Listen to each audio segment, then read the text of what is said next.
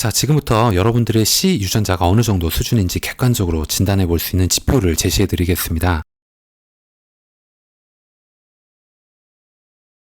안녕하세요. 영화 관상을 보면 이정재 배우가 이런 얘기를 합니다. 내가 왕이 될 상인가? 누군가는 왕이 될 유전자를 타고난 것일까요? 여기서는 임원들을 C레벨이라고 표현하겠습니다. 오늘은 C의 유전자가 어느 정도인지 객관적으로 진단해 볼 수 있는 지표를 제공해 드리도록 하겠습니다. 당신은 대기업 임원이 될 유전자를 가지고 있는가? 당신은 이미 대기업 임원이 될 유전자를 가지고 있다 라는 제목으로 얘기를 나눠보겠습니다. 영상을 시작하기에 앞서서 좋아요 그리고 구독도 꼭 부탁드릴게요. 이야기 들려드리겠습니다. 하버드대학교 정신과 교수 마사 스타우트 박사는 40년간의 실험을 통해 25명 중 1명은 양심 및 도덕 결여자, 즉 소시오패스임을 발견했다라고 얘기를 합니다. 그런데 기업은 이보다 더하다라고 얘기를 하네요. 대기업 임원 10명 중에 6명은 소시오패스적 성향을 가지고 있다라고 합니다. 실제로 회사에서 누군가와 만날 때 높은 직급을 대할수록 어딘지 모르게 비인간적이고 잔인하다고 느끼는 직장인이 많다고 합니다. 그렇다면 여러분들 주위에 있는 평판 좋은 진정한 C레벨들은 어떠할까요? 타인을 배려하지 않고 관용이라고 모르면서 오직 자기만의 이익을 위해 돌진하는 사람이 C레벨에 더 빨리 도달할 수 있을까요? 결론부터 이야기하자면 그렇지 않다라고 얘기를 합니다. 이기적이고 비도덕적인 행동을 하는 사람보다도 이타적이고 도덕적인 행동을 하는 사람의 가치가 C레벨의 세계에선 훨씬 높게 평가받기 때문입니다. 왜 채용 공고에는 C레벨의 자리가 없을까요? 그러니까 어디 분야에 임원을 뽑습니다 라는 채용 공고 본 적 없으시잖아요. 1시간 남짓한 면접만을 통해서 섣불리 직책을 맡기기에는 C레벨이라는 자리가 너무 중요하기 때문입니다. 결국 C레벨은 서류가 아닌 사람의 평가에 의해 선별된다라고 얘기를 합니다. 타인이 당신을 추천할 때 인성 때문에 고민하지 않을 정도의 선함, 즉 쉽게 말해 평판이 좋아야 한다라고 얘기를 합니다. 그러면 호의적이고 평판이 좋은 사람이란 어떤 사람일까요? 라고 고민을 좀 해봐야 될 텐데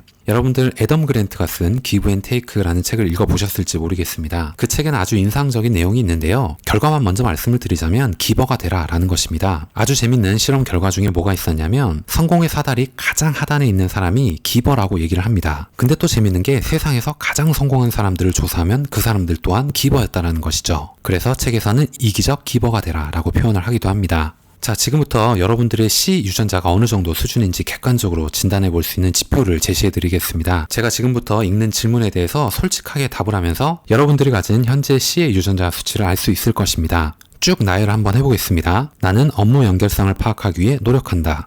프로젝트를 제안받았을 때 그것을 실행할 지식이 충분히 준비되어 있다. 내가 파악하는 일의 의사결정 구조를 먼저 파악한 후에 일한다. 결단력 있는 의사결정을 통해 빠르게 업무를 추진한 경험이 있다. 스스로 기획해 조직에 먼저 프로젝트를 제안한 경험이 있다. 결단력이 있다는 이야기를 주변에서 많이 듣는 편이다. 의사결정 방법을 후배들에게 가르칠 수 있다. 내가 제안한 아이디어나 전략이 반영되어서 회사의 이익 향상에 기여한 적이 있다. 의사결정력을 인정받아 높은 평가를 받은 적이 있다. 변화하는 트렌드를 알기 위해 다양한 미디어를 접하고 있다. 산업 환경 변화가 회사에 미치는 영향에 대해 꾸준히 공부한다. 예상치 못한 상황에 대비해 스스로에게 질문을 던지면서 평소에도 시뮬레이션을 한다. 새로운 상황이 주어지거나 갑자기 변화가 닥쳐도 그것을 즐기는 편이다. 질문을 이어가며 조직 내에서 깊은 토론을 즐긴다. 조직이 직면한 변화에 의연하게 대처해 다른 조직원들에게 인정받은 적이 있다. 팀빌딩을 위해 팀장과 팀원의 역할에 대한 책을 찾아보는 편이다. 회사 일이지만 내가 진행한 일에 책임은 스스로 져야 한다고 생각한다. 개인의 능력보다 조직의 협력 정도가 성과에 더 큰 영향을 끼친다고 믿는다. 팀장 또는 팀원으로서 역할을 사전에 정의한 후에 업무를 수행한 경험이 있다.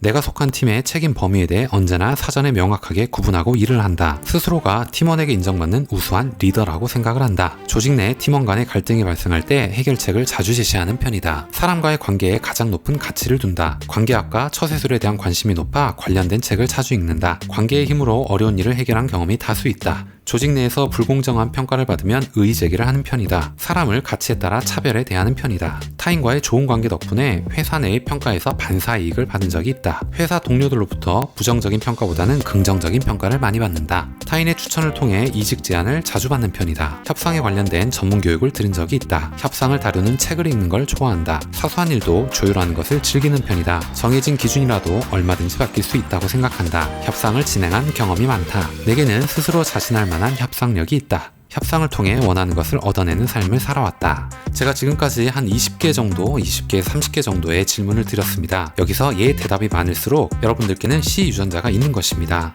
이번 계기로 나를 돌아보는 기회를 갖고 여러분들의 잠재력에 대해 고민해 보시는 것은 어떨까요? 오늘 이야기는 여기까지 하겠습니다. 오늘 여러분들께 드렸던 얘기가 조금이라도 도움이 되셨거나 재밌게 들으실 수 있으셨다면 좋아요 그리고 구독 꼭 부탁드리겠습니다. 다음 시간에 더 좋은 내용, 더 좋은 컨텐츠를 가지고 인사드리도록 하겠습니다. 감사합니다.